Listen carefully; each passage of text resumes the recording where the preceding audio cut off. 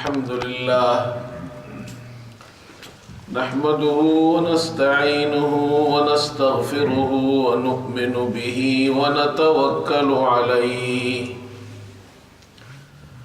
ونعوذ بالله من شرور أنفسنا ومن سيئات أعمالنا من يهده الله فلا مضل له ومن يضلله فلا هادي له ونشهد أن لا إله إلا الله وحده لا شريك له ونشهد أن سيدنا وحبيبنا ومولانا محمدا عبده ورسوله صلى الله تعالى على خير خلقه محمد وآله وأصحابه أجمعين أما بعد فأعوذ بالله من الشيطان الرجيم بسم الله الرحمن الرحيم يا أيها الذين آمنوا أنفقوا من طيبات ما كسبتم ومما أخرجنا لكم من الأرض ولا تيمموا الخبيث منه تنفقون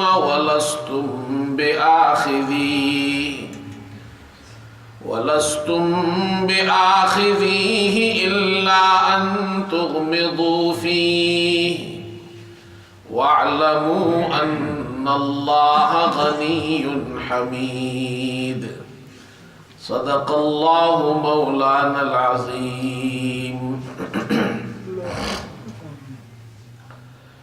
بزرگان محترم اور برادران عزیز، رمضان المبارک کا یہ دوسرا جمعہ ہے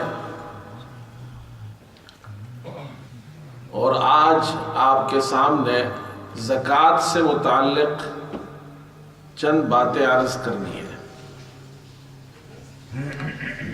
عام طور پر مسلمان اپنی زکوٰۃ رمضان میں ادا کرتے ہیں اور اسی مہینے میں زکوٰۃ سے متعلق مسائل پوچھے جاتے ہیں. اس وجہ سے یہ زیادہ مناسب ہے کہ زکوٰۃ سے متعلق چند باتیں عرض کر دی جائیں. زکوٰۃ ارکان اسلام میں سے ایک رکن ہے. اللہ تعالیٰ نے مالداروں پر فرض فرمایا ہے کہ وہ غریب مسلمانوں کا خیال رکھے اور سال گزرنے کے بعد اپنے مال سے زکوٰۃ ادا کرے. زکوٰۃ عربی زبان کا لفظ ہے، اس کے معنی آتے ہیں پاکی کے اور صفائی کے. اور زکوٰۃ کو زکوٰۃ اس لیے کہا جاتا ہے کہ زکوٰۃ دینے سے اللہ تعالیٰ باقی مال کو پاک کر دیتا ہے. اس میں اللہ کی طرف سے برکت ہوتی ہے، وہ صاف ہو جاتا ہے. قرآن پاک میں اللہ تعالیٰ نے ایک جگہ ارشاد فرمایا خذ من اموالہم صدقۃ تطہرہم وتزکیہم بہا وصل علیہم ان صلاتک سکن لہم. اے ہمارے پیغمبر، آپ ان کے اموال میں سے زکوٰۃ لے لیجئے. یعنی رسول کریم صلی اللہ علیہ وسلم کے لیے یہ نہیں اپنے لیے زکوٰۃ لے، بطور ہیڈ آف دا اسٹیٹ ان کے مال میں سے جو اسٹیٹ زکوٰۃ لیتی ہے وہ زکوٰۃ آپ ان سے لیں. یہ معنی نہیں ہے آپ اپنے لیے زکوٰۃ لیں. حضور صلی اللہ علیہ وسلم کے لیے زکوٰۃ لینا جائز نہیں تھا، صدقہ لینا جائز نہیں تھا. آپ کے گھر والوں کے لیے، فیملی کے لیے، خاندان کے لیے زکوٰۃ اور صدقات لینا جائز نہیں ہے.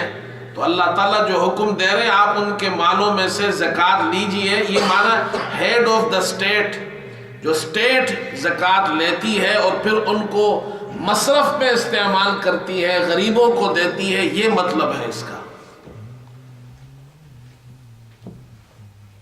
آپ ان کے اموال میں سے زکوٰۃ لیں تو تطہرہم بہا وتزکیہم، اس کے ذریعے آپ ان کی پاکی اور صفائی فرمائیں گے۔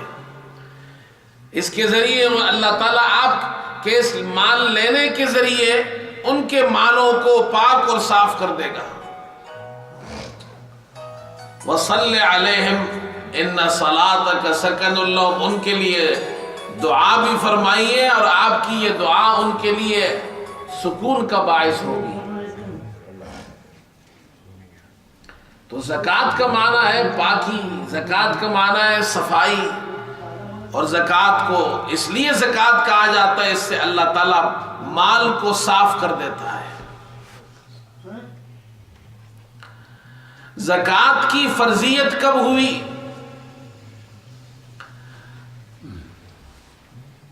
تو علماء لکھتے ہیں کہ سن 2 ہجری میں زکوٰۃ فرض ہوئی ہے۔ گزشتہ جمعہ آپ کے سامنے روزوں کی فرضیت سے متعلق عرض کیا تھا کہ وہ بھی 2 ہجری میں فرض ہوئے، لیکن فرق یہ ہے کہ زکوٰۃ کی فرضیت ہوئی ہے مکے میں،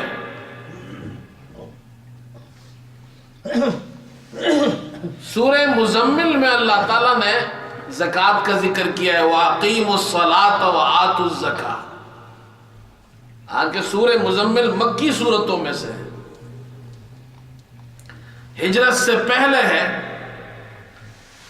زکوٰۃ کی فرضیت مکے میں ہوئی، لیکن جب آپ صلی اللہ علیہ وسلم مدینہ تشریف لائے تو پھر زکوٰۃ کی تمام تفصیلات آپ نے مدینہ منورہ میں بیان کی ہے، تفصیلات مدینہ میں بیان ہوئی ہے، زکوٰۃ کے مسائل مدینہ میں بیان ہوئے ہیں، کن کن چیزوں میں زکوٰۃ ہے، کس طرح زکوٰۃ دینی ہے، اس کا طریقہ کار کیا ہوگا، اس کا نصاب کیا ہے، یہ تمام تفصیلات آپ نے مدینے میں بیان کی ہے۔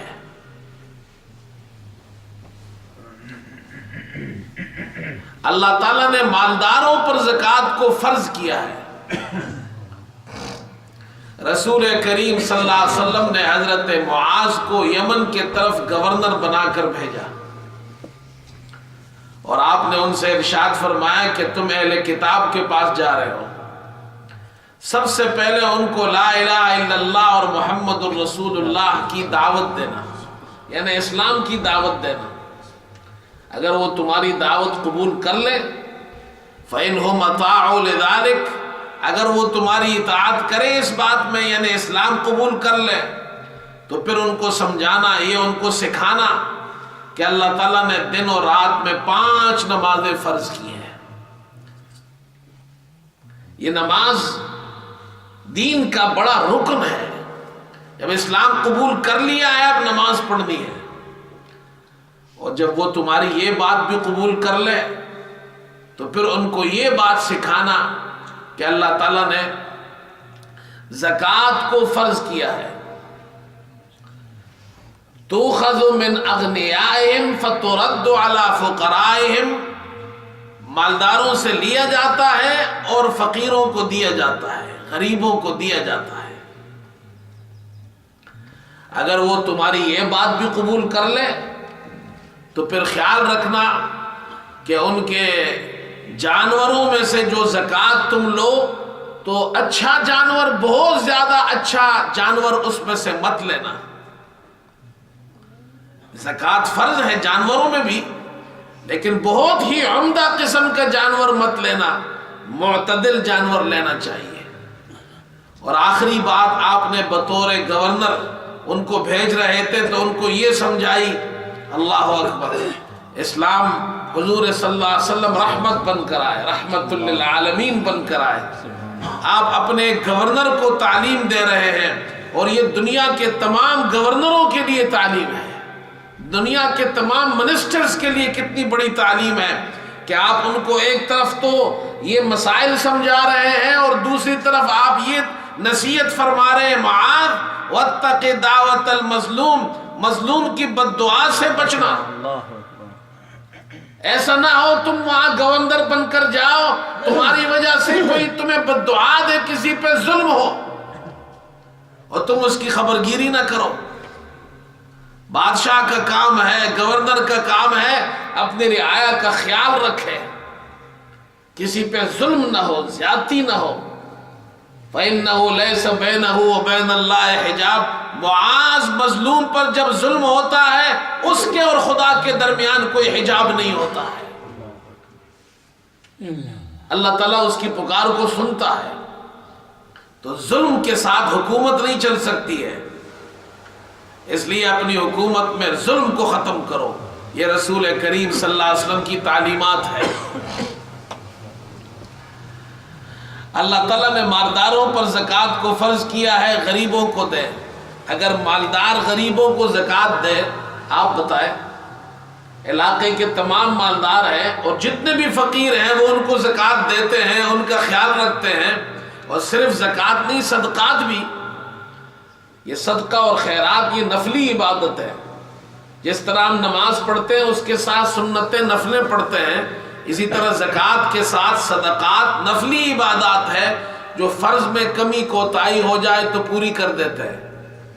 اگر علاقے کے مالدار لوگ ہر سال غریبوں کا، اپنے علاقے کے تمام غریبوں کا خیال رکھتے ہیں،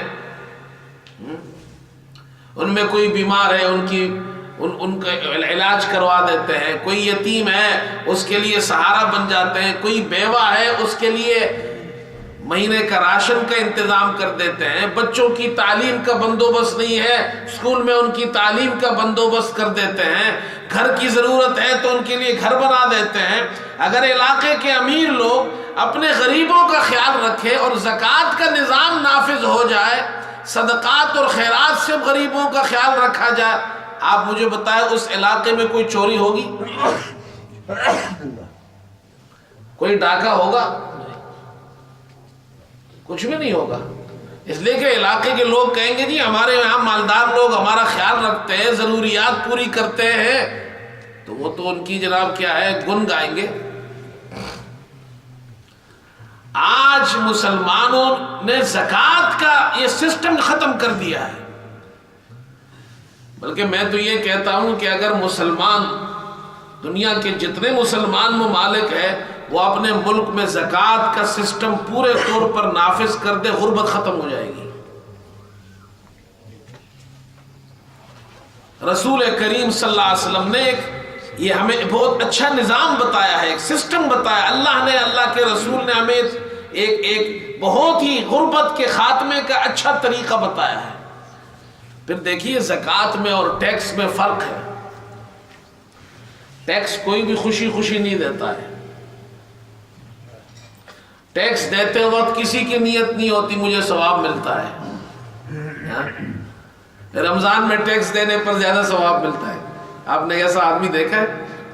نہیں، جو بھی دیتا ہے خوشی سے نہیں دیتا ہے، مجبوری ہے، دینا پڑتا ہے۔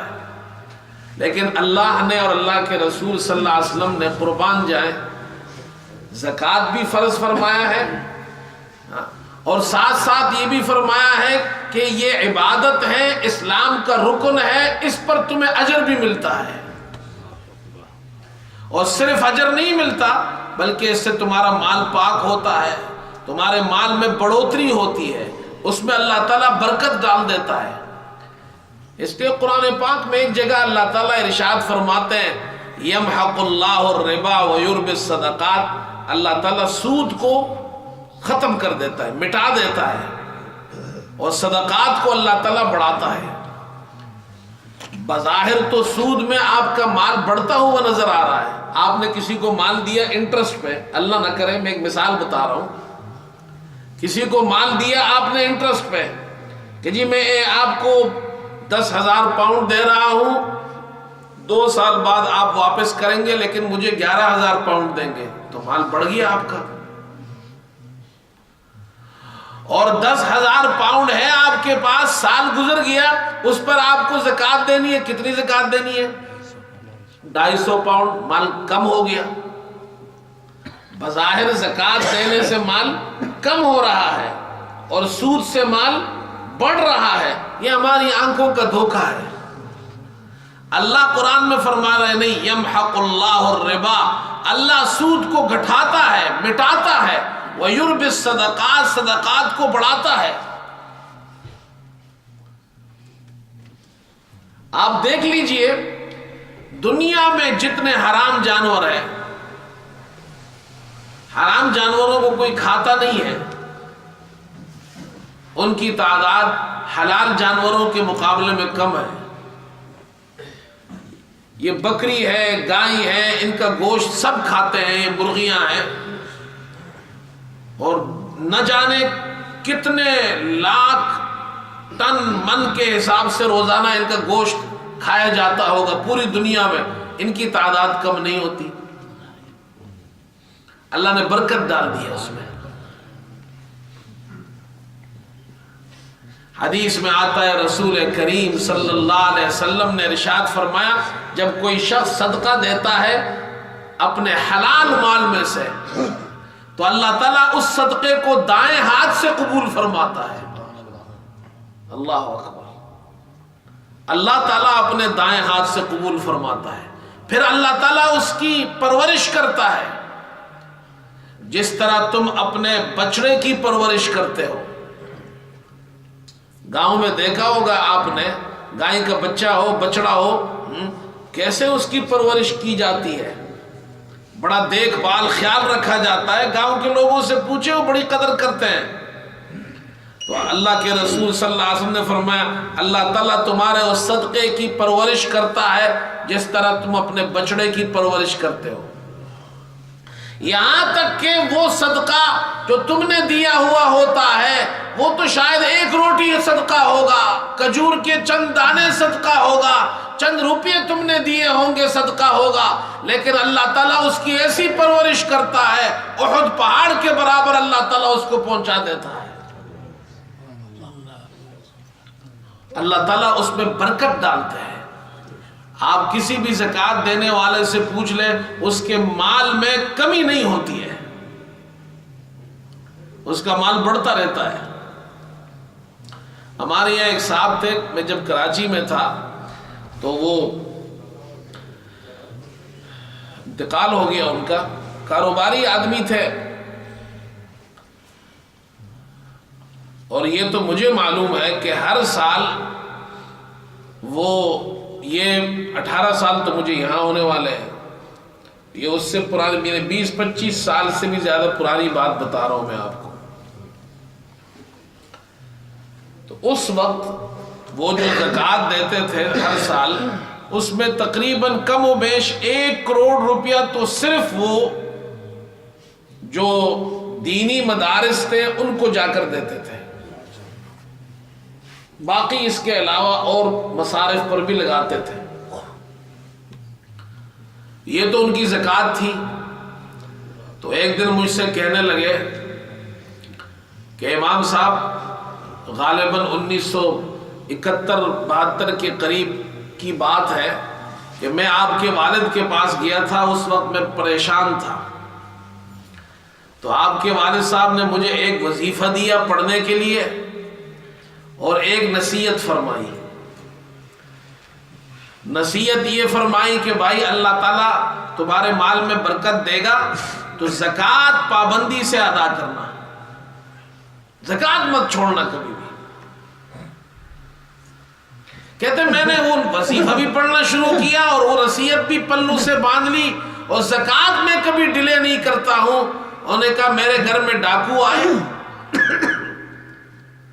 اور میں نے زکوٰۃ کی رقم نکال کر تجوری میں رکھی ہوئی تھی، اس کے علاوہ خرچے کے کچھ پیسے گھر میں پڑے ہوئے تھے۔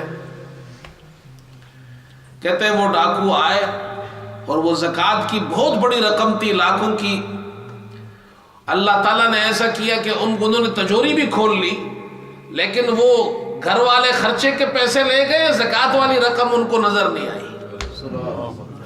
کہتے یہ میرے ساتھ ہوا ہے، اور اس وقت سے لے کر آج تک ہر سال میری زکوٰۃ بڑھتی ہے، کبھی کم نہیں ہوئی ہے۔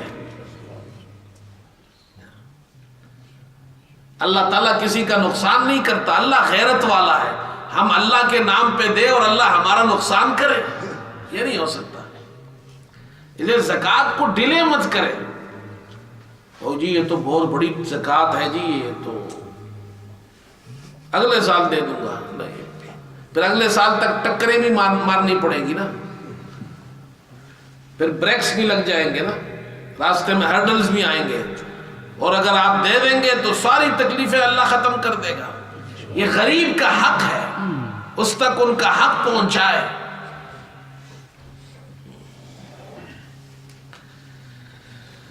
اللہ اکبر۔ اور جو لوگ زکوٰۃ نہیں دیتے ان کے لیے وعیدیں بھی بڑی سخت ہے۔ قرآن پاک میں اللہ تعالیٰ نے ایک جگہ ارشاد فرمایا، اللہ اکبر، فرمایا والذین یکنزون الذھب والفضة ولا ينفقونها فی سبیل اللہ فبشرهم بعذاب علیم۔ جو سونا اور چاندی جمع کرتے ہیں، اللہ کے راستے میں خرچ نہیں کرتے، ان کو عذاب علیم کی، دردناک عذاب کی بشارت سنائی ہے۔ یوم یحمى علیہا فی نار جہنم فتکوى بها جباہهم وجنوبهم وظہورهم هذا ما کنزتم لأنفسکم فذوقوا ما کنتم تکنزون۔ اللہ تعالیٰ وہ جو سونے اور چاندی جو وہ جمع کرتے ہیں، اس خزانے کو، سونے اور چاندی کو، اللہ تعالیٰ قیامت کے دن پتھروں کی شکل میں، پلیٹوں کی شکل میں بنا کر اس کو جہنم کی آگ سے داغیں گے، گرم کریں گے، ان کو تپایا جائے گا۔ فَتُقْوَى بِهَا جِبَاهُمْ وَجُنُوبُهُمْ وَظُهُورُهُمْ۔ اور یہ زکوٰۃ نہ دینے والوں جو لوگ ہیں، ان کی پیشانیوں کو، ان کی پیٹھ کو، اور ان کے جو جوانب ہے، جو ان کے سائڈز ہے، ان کو اللہ تعالیٰ ان پلیٹوں کے ذریعے داغیں گے کہ تمہارے سامنے سے غریب آدمی آیا تھا، تم نے اس کو زکوٰۃ نہیں دی تو پیشانی کو داغا جائے گا۔ تمہارے پیچھے غریب لوگ تھے، تم نے اس کا خیال نہیں رکھا تو پیچھے کمر کو داغا جائے گا۔ تمہارے دائیں اور بائیں غریب لوگ تھے، تم نے ان کا خیال نہیں رکھا تو یہ سائڈوں کو چلایا جائے گا۔ یہ تو اللہ نے قرآن میں صاف صاف کہا ہے۔ تو اب اپنے آگے پیچھے دائیں بائیں غریبوں کا خیال نہیں رکھتے ہو۔ اللہ نے تمہیں مالدار کس لیے بنایا تھا؟ صرف اس لیے اپنی تجوریاں بھرو۔ صحابہ نے یہ آیت سنی، ہم اور آپ تو آیت سنتے ہیں میں کوئی سمجھ ہی نہیں آتی، قربان جائیں صحابہ نے یہ آیت سنی، صحابہ نے یہ آیت سنی تو پریشان ہو گئے۔ انہوں نے کہا اللہ تعالیٰ تو فرما رہے جو لوگ سونا چاندی جمع کرتے ہیں اور خرچ نہیں کرتے ہیں ان پر تو یہ عذاب ہوگا، اس کا معنی تو یہ ہے کہ مال جمع کرنا جائز ہی نہیں ہے۔ پریشان ہو گئے۔ حضرت عمر رضی اللہ عنہ بھی صحابہ میں تھے، اللہ اکبر، حضرت عمر تو عمر ہے نا۔ حضرت عمر نے کہا تم فکر نہ کرو، میں تمہاری پریشانی ابھی دور کر دیتا ہوں، اس لیے کہ اسلام تو آسانی والا دین ہے اور اللہ کے رسول تو رحمت للعالمین ہے، میں ابھی ان کے پاس جاتا ہوں تمہاری پریشانی دور کر دیتا ہوں۔ حضرت عمر آئے اللہ کے رسول صلی اللہ علیہ وسلم کے پاس، اے اللہ کے رسول یہ آیت نازل ہوئی ہے، صحابہ پریشان ہو گئے ہیں۔ تو بڑی سخت بات اللہ تعالیٰ نے اس آیت میں فرمائی ہے کہ جو لوگ زکوٰۃ نہیں مال خرچ نہیں کرتے ہیں اور جمع کرتے رہتے ہیں ان کو یہ عذاب دیا جائے گا۔ اس کا معنی تو یہ سمجھ میں آ رہا ہے کہ مال جمع کرنا جائز نہیں ہے۔ رسول کریم صلی اللہ علیہ وسلم رحمت للعالمین آپ نے ارشاد فرمایا، اللہ اکبر، اللہ تعالیٰ نے زکوٰۃ کو فرض کیا ہے تاکہ اس کے ذریعے تمہارا مال جو باقی مال ہے اس کو پاک کر دے، اور اللہ تعالیٰ نے میراث مقرر کیا ہے، یعنی مرنے کے بعد جو میت کے مال میں سے میراث ملتا ہے، یہ میراث کو اللہ تعالیٰ نے اس لیے مقرر کیا ہے تاکہ بعد میں آنے والے جو اس کی اولاد ہے ان کے لیے وہ پاک ہو جائے۔ معنی یہ ہے اگر مال جمع کرنا جائز نہیں ہوتا تو اللہ تعالیٰ زکوٰۃ اور میراث کو مقرر نہیں کرتا۔ زکوٰۃ کو اس لیے مقرر کیا ہے کہ مال جمع کرنا جائز ہے، تمہارے لیے باقی مال جمع کرنا جائز ہے۔ میراث کو مقرر اس لیے کیا ہے تاکہ تمہارا مال جو باقی ہے وہ تمہاری اولاد تک، وارثین تک پہنچ جائے۔ اگر مال جمع کرنا ہی جائز نہ ہوتا تو پھر زکوٰۃ کیوں فرض، پھر میراث کیوں فرض؟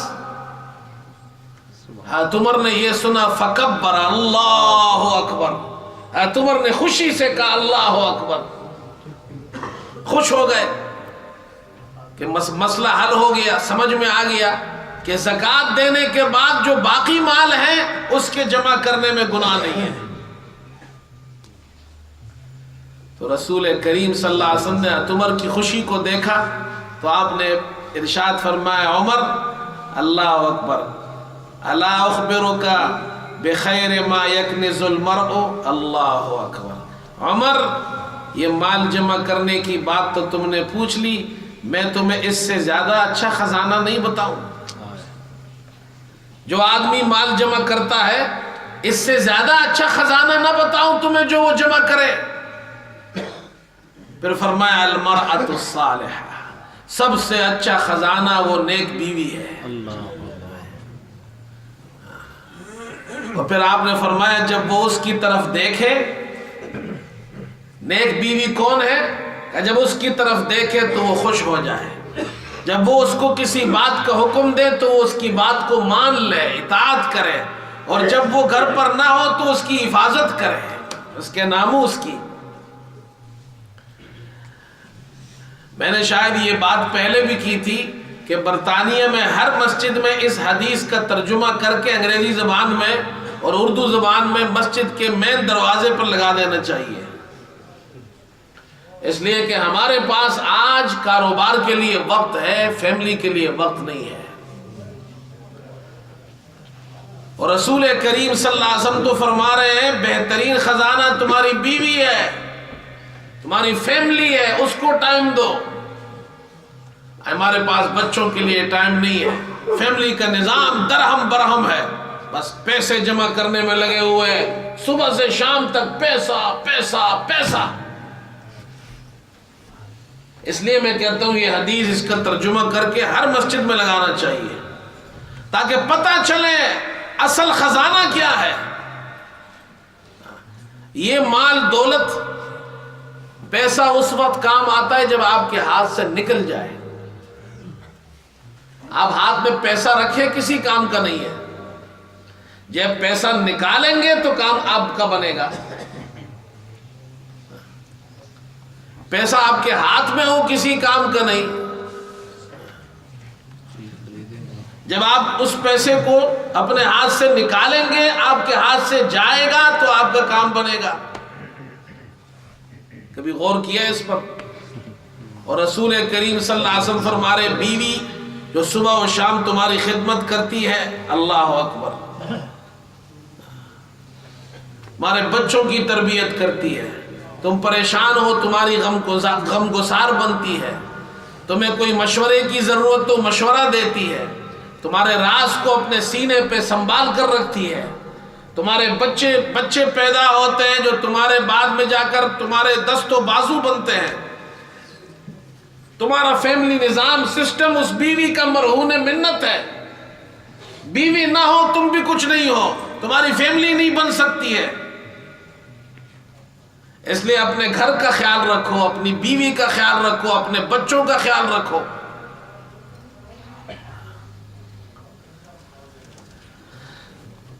میرے دوستو، ہمیں اپنے گھر کو، بچوں کو، فیملی کو وقت دینا چاہیے۔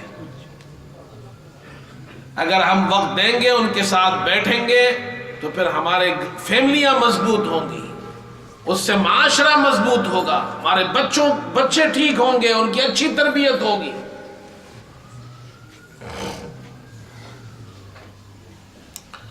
میں نے ایک مرتبہ بیان کیا پاکستان میں، تو بیان تھا سلام پر، السلام علیکم۔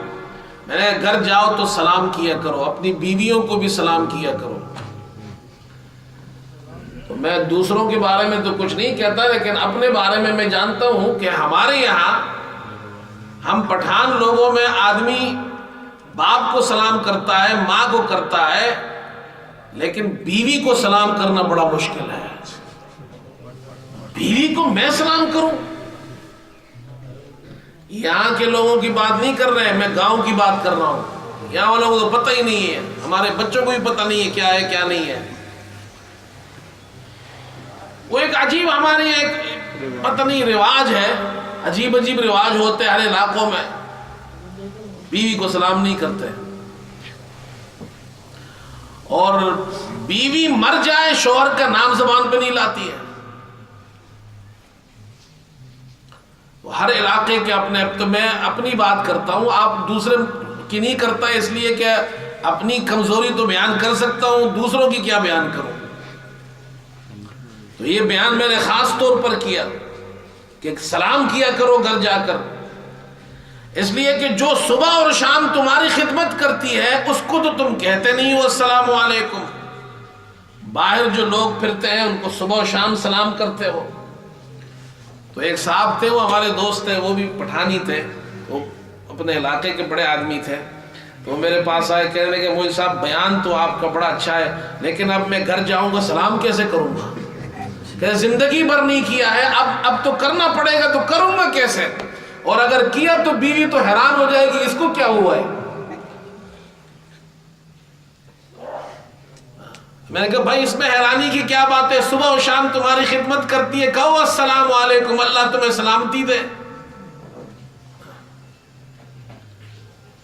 تو ہمارے یہاں بیوی کے لیے ٹائم نہیں ہے، بیوی کے پاس بیوی کو لے جانے کا کہیں ٹائم نہیں ہے۔ یاد رکھو یہاں بعض خواتین، یہ جو مینٹل پرابلم ہے یہ اسی وجہ سے گھروں میں بیٹھ کر ذہنی طور پر پریشان ہو جاتی ہیں خواتین۔ شوہر کام کر رہا ہے، بیوی گھر میں بیٹھی ہوئی ہے، مہینوں کے مہینے گزر جاتے ہیں۔ یہ تو ڈھمپ جگہ ہے نا، یہ ہر چیز سردی ہے، وہ ذہن پر اثر پڑتا ہے۔ ان کو باہر جانا چاہیے، کبھی پاکستان لے جائے، کبھی اپنے ملک لے جائے، کبھی عمرے پہ لے جائے، کبھی حج پہ لے جائے، کبھی ایسے ہی وزٹ پہ لے جائے۔ صبح سے شام ایک آدمی مجھے ملا، وہ کہا میں مولوی صاحب میرے 3 گھر ہیں۔ میں نے کہا مبارک ہو، کتنا سال ہو گئے آپ کو؟ کہ 40 سال مجھے اس ملک میں ہو گئے۔ میں نے کہا کیا ہے آپ نے؟ صبح دکان جاتا ہوں، شام کو گھر آتا ہوں۔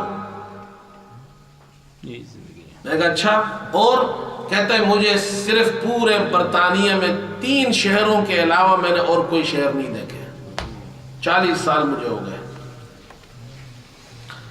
اللہ اکبر۔ ارے بھائیوں، یہ بچوں کو باہر نکالا کرو، کبھی ان کو لے جایا کرو، ان کا بھی حق ہے۔ یہ رسول کریم صلی اللہ علیہ وسلم فرما رہے سب سے بہترین خزانہ جو تمہارے پاس ہے تمہاری نیک بیوی ہے۔ بہرحال میرے دوستو، بات ہو رہی تھی زکوٰۃ پر۔ زکوٰۃ اللہ تعالیٰ نے فرض کی ہے، اور جو چیز فرض ہو اس کی تعلیم حاصل کرنا بھی فرض ہے۔ مطلب کیا؟ مطلب یہ نماز فرض ہے تو نماز سیکھنا فرض ہے۔ آپ کو نماز نہیں آتی تو نماز کیسے پڑھیں گے؟ ایسی بات ہے یا نہیں؟ اچھا، روزہ فرض ہے تو روزوں کے کم از کم ضروری مسائل سیکھنا فرض ہے۔ اسی طرح زکوٰۃ فرض ہے تو زکوٰۃ کے اہم مسائل سیکھنا بھی فرض ہے۔ یہ ہمارے لوگوں نے بڑا آسان سسٹم نکال دیا ہے، چیریٹی والوں کو دے دیا، جی جو چاہے وہ کرے، ہماری جان چھوٹ جائے گی۔ ایسے نہیں، آپ کی زکوٰۃ ہے، اپنی زکوٰۃ خود آپ اپنے ہاتھ سے دوسروں تک پہنچائے۔ اچھی بات ہے، جن پر آپ اعتماد کرتے ہیں ان کو دے دیا، لیکن ایسی جان بھی نہیں چھڑانی چاہیے۔ آپ سوچ سمجھ کر اپنی زکوٰۃ دیں۔ اور گھر میں بعض لوگ، چونکہ مجھ سے تو لوگ مسئلے پوچھتے ہیں، تو مجھے معلومات ہے کہ کہاں غلطی کرتے ہیں. کچھ لوگ اپنی بیوی کا، بچوں کا، سب کا اکٹھا کر کے ایک اکٹھا جناب ٹوٹل لگا کر زکوٰۃ دیتے ہیں. یہ بھی غلط ہے، اس لیے کہ زکوٰۃ انڈیویجول عبادت ہے.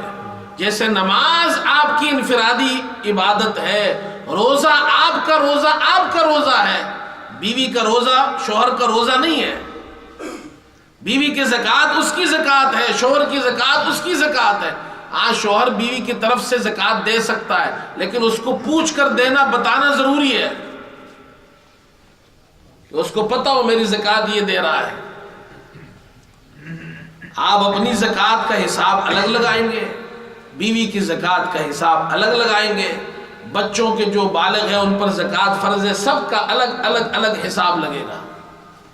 پھر ان پر جتنی زکوٰۃ فرض ہے وہ آپ اپنی طرف سے دے دیں، لیکن ان کو بتائیں گے جن کی طرف سے آپ زکوٰۃ دے رہے ہیں.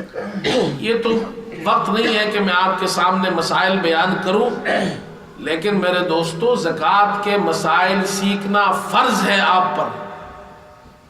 پہلے اس کو سیکھیں. یہ جان چھڑانے والی بات نہیں کریں کہ جو آپ کی مرضی ہے ویسے زکوٰۃ دے دی ختم، ایسے نہیں.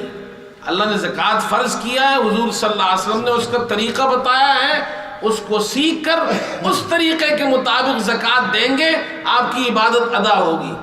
اگر مثال کے طور پر میں آپ کو ایک چھوٹی سی مثال دیتا ہوں. زکوٰۃ میں نیت فرض ہے. آپ نے ایک فقیر کو 100 پاؤنڈ دیے، نیت آپ نے نہیں کی زکوٰۃ کی، اور چلا گیا. مہینے بعد آپ نے کہا جی وہ تو میں نے 100 پاؤنڈ دیے تھے زکوٰۃ کے، وہی نیت کر لیتا ہوں ابھی. تو زکوٰۃ ہوگی آپ کی؟ نہیں ہوگی. اگر آپ کو مسائل آئیں گے تو وہ بہت آسان طریقہ ہے. آپ اپنی زکوٰۃ جتنی نکلتی ہے اس کو نکال کر ایک باکس میں رکھ دیں، نیت کر لیں یہ زکوٰۃ کے پیسے ہیں. اب ہر مرتبہ دینے کے لیے نیت کرنے کی ضرورت نہیں ہے، اس لیے کہ آپ ایک مرتبہ نیت کر چکے ہیں. اب جب بھی آپ اس باکس میں سے پیسے کسی کو دیں گے نیت کرنے کی ضرورت نہیں. گھر میں باکس رکھ دیا اور گھر والی کو ہی بتا دیا یہ زکوٰۃ کے پیسے ہیں، مستحق آ جائے تو ان میں سے دے دو. کتنا آسان ہے. جو چیز سیکھ کر آپ کریں گے وہ آسان ہوگی. جو چیز آپ سیکھ کر نہیں کریں گے، غلط طریقے سے کریں گے، آپ کی ہو سکتا ہے زکوٰۃ ہی ادا نہ ہو. اب ہمارے مسلمانوں کے پاس تو ٹائم ہی نہیں ہے زکوٰۃ کے مسائل سیکھنے کے لیے. تو یہاں مسجدوں میں علماء موجود ہیں اور وہ آپ کو سکھانے کے لیے تیار ہے. شرط یہ کہ آپ سیکھنے کے لیے تو تیار ہو جائے. آج تک تو میرے پاس تو کوئی نہیں آیا. آج تک مولوی صاحب آپ بتائیں، ہم ہر سال زکوٰۃ دیتے ہیں کہ زکوٰۃ کس طریقے سے دینی چاہیے، اس کا نظام کیا ہے پورا، کوئی نہیں پوچھتا. کسی کو ضرورت ہو ایک دو مسئلے پوچھ لیتے ہیں، لیکن آج تک کسی نے یہ نہیں پوچھا ہے کہ زکوٰۃ ہمیں سکھایا جائے کہ زکوٰۃ ہم کس طرح ادا کریں. یہ نہیں پوچھتا کوئی، حالانکہ زکوٰۃ فرض ہے. میں اس لیے میرے دوستو اگر ہم طلب اپنے اندر پیدا کریں کہ ہم دین کو سیکھیں، جب ہم اس دین کو سیکھنے پر آئیں گے ہمارے بچوں میں دین آئے گا. اپنے گھر کے اندر بھی یہ ماحول پیدا کرے کہ ہمارے گھروں کے اندر بھی ہمارے بچے، آج جو جوان بچے بچیاں ہیں تو کل ہم نہیں ہوں گے، تاکہ وہ بھی زکوٰۃ صدقات کو جاننے والے ہوں. اللہ عمل کی توفیق عطا فرمائے. وآخر دعوانا الحمدللہ رب العالمین.